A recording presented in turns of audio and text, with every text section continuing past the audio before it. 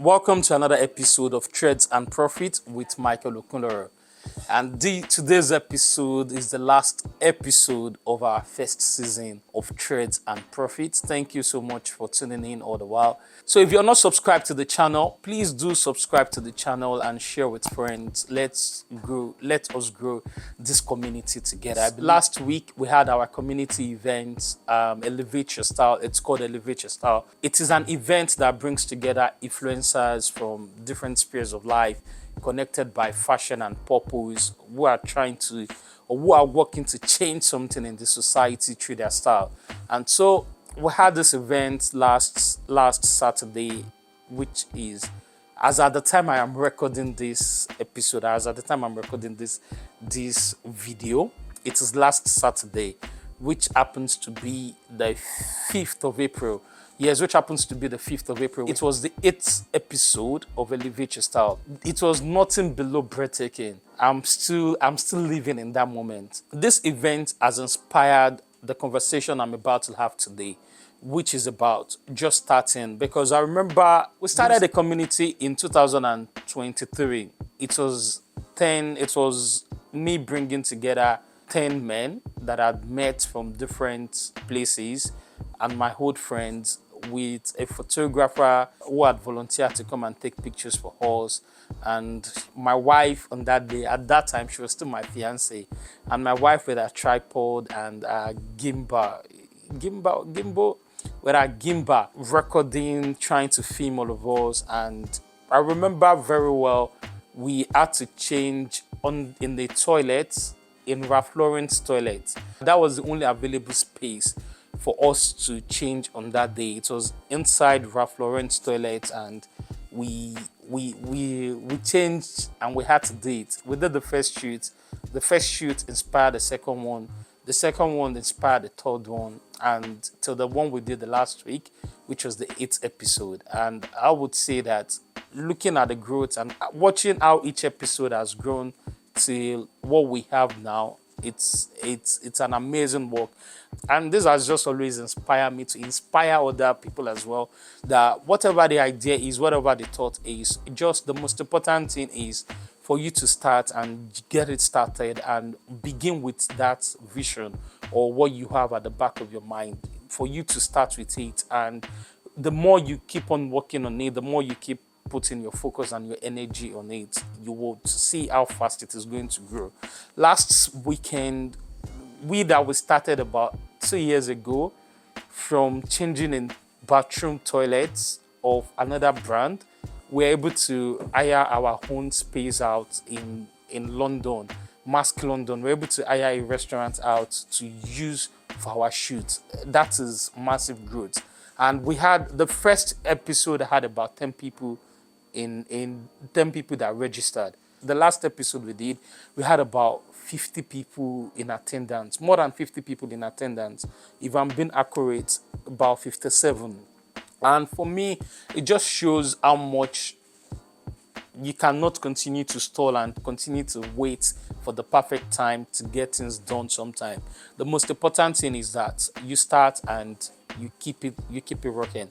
And so on today's episode of Trades and Profit as well, I'd take a step back to reflect on the conversation I've had with different people in the last 12 episodes, sharing their own story about how they started, how the journey was for them, like in the beginning, in their beginning phase. But I hope that you listening to these stories will as well help you and inspire you, to let you know that they do not have two heads, neither do you have two heads. If I can do it, if Reza can do it, if James can do it, you can as well do it as well, and create your own story and begin to create that impact and that change you want.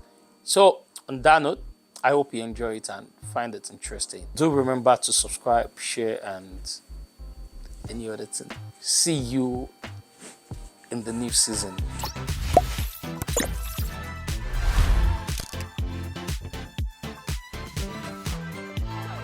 Welcome to Trades and Profits one more time. What we do at Trades and Profits is highlight stories of people in the fashion industry talk about the journey and how you got here. So, how did you get here? Yeah, I mean, it's been an amazing journey in Bradford, like ups and downs, like life, you understand what I mean? Growing up, I grew up in like a fashion household. And my first experience of fashion was with my sister. She was actually a model. I was like 15, 16, that about. I used to go a fashion show, runway, photo shoots just to support. That was like my first taste in fashion. Like I didn't really like put a lot of mind to it. Like this is what I wanted to do or whatever. And it was still like back in Nigeria. No, it was crazy. Can you talk us through Fresh by Dotun, the inception? I remember starting back then in school. I've always wanted to be the best dressed whenever I step into the room. I've always had that distinct style that gets people attracted to me, and it all started as personal, something that I love doing. Fashion for me has always been inborn, so it was easy to transition from making fashion a personal thing to making fashion a business. So I wouldn't say it was quite difficult for me to get my first clientele. I was actually practicing what I preach. So for me, it came easy. For you, how did the journey started? Because I could see you have quite a lot on your sleeves. How did the story started? You know, if someone asked me why actually I started this, I still don't understand why. I only remember that it was maybe 25 years ago when I first time came to industry. I was invited by my friend to Ukrainian Fashion Week. And, you know, I've just seen this first time and I realized that I like this. I love this, what I see. I love this atmosphere, people, the mentality of that people who is there. And because at that time, I finished my uni as a manager. So my future job should be like, I don't know, manager in the office or something like this. Nothing about creative. Yeah, and after that, I relocated to my city. I'm actually originally from Odessa, and it's a very beautiful city. It's south of Ukraine. And to be honest, like, it was 2010. No, it was 2009. And like no one was interested to showcase or to see like local designers or international brands or something like this, because Odessa is a very specific city. I remember that with my family, it was the first discussion because we have our own business, a chain of beauty salon. And we just discussed how can we like involve people to our business. Maybe we should collaborate with some designers and do something crazy. We didn't have any fashion project. And I had some friends from Ukrainian Fashion Week, and here we organized our first event. It was April 2009. How did you get here? How did I get to fashion was a long time ago. In 2012, when I applied for fashion design course back home in Portugal. I did the course for 3 years, full-time, 9 to 5, and I finished 2015. It was a long journey. Yes, fashion is not easy. It's a very challenging course. And after the course, there in Portugal, there is not too many options for fashion. So I decided fashion is about London, Paris, New York, or Milan. So I decided, okay, let's go to London to try fashion. Reza, do you mind just introducing yourself, telling us about yourself and how the journey started? Of course. Well, my tailoring journey started very strange because I never intended to be a tailor. I actually wanted to be a graphic designer. And I lived in the Netherlands until I met a friend who had a very nice pair of trousers. And I always had issues with my trousers, even though I was never, the type that was into dressing well. I was just a designer. I never really cared about clothes. But I did care about aesthetics and design. So I asked him where he got his trousers from. And he said, I have a very good tailor in Iran. That's where I'm from originally as well. Okay. And I said, well, if you go to Iran one time, and I'm there as well, maybe you should introduce me to the tailor. Eventually, that same summer, we went to Iran together. He introduced me to that tailor, and I got a very bad jacket. I received that jacket after 8 or 9 months. It was so bad that even with my skills now, I cannot reproduce it. It was so bad. So I got very angry when I got that jacket because I had been waiting for it for a very long time. So I thought, I'm gonna make it myself. Why should I wait for a tailor to make me a jacket when I can do it myself? And I started making just some commercial shirts, and then I decided to do this a bit more seriously.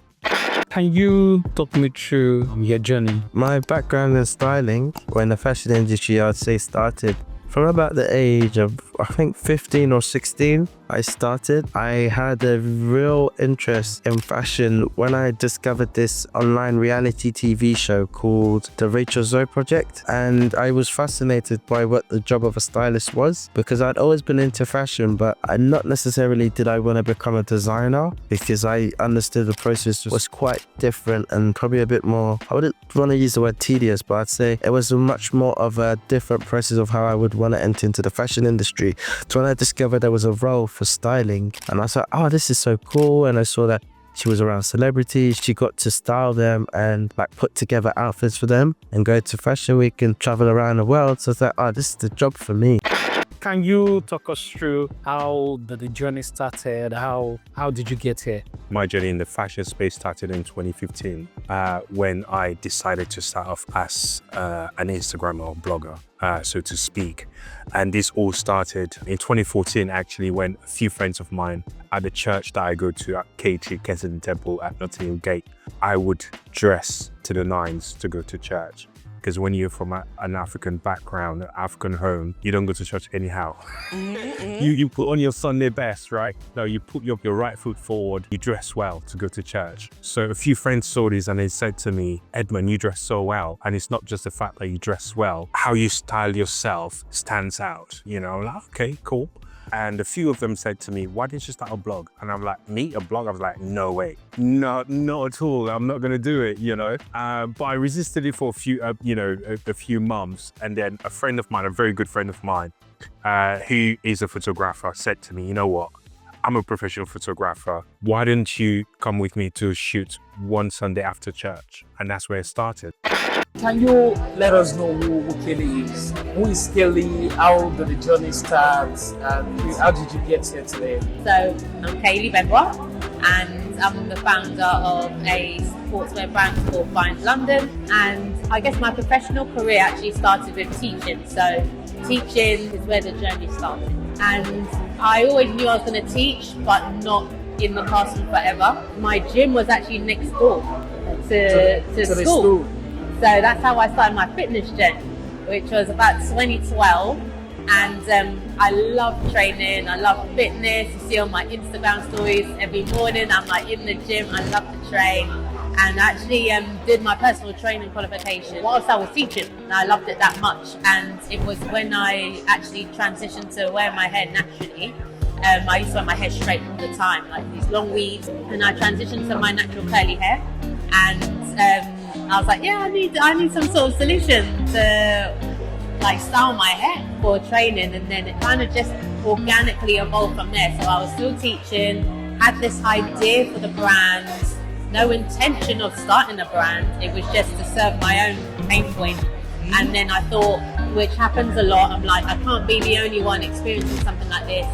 Who else would want something like this? And it was just the entrepreneurial passion just came through, and I decided to go for it. Do you mind talking me through the journey? How did it started, and how did you get here today? Well, I actually studied personal styling in women's. It will actually surprise you, at the London Fashion School. But I just wanted to have a niche for myself so that I can have both clients. And I thought the best place I could be to pick up such a profile menswear clientele was to be on Savile Row. And I think it's been good. It's been good because on Savile Row, I think I've styled most of the elite celebrities. And when we talk about politicians, we talk about presidents and even fashion designers. And one of my biggest niche was my meeting with the famous iconic fashion designer Calvin Klein, when I had a session, and we had color blockings, picking up items, and which was great. And that really was one of the biggest niche in the fashion platform for me.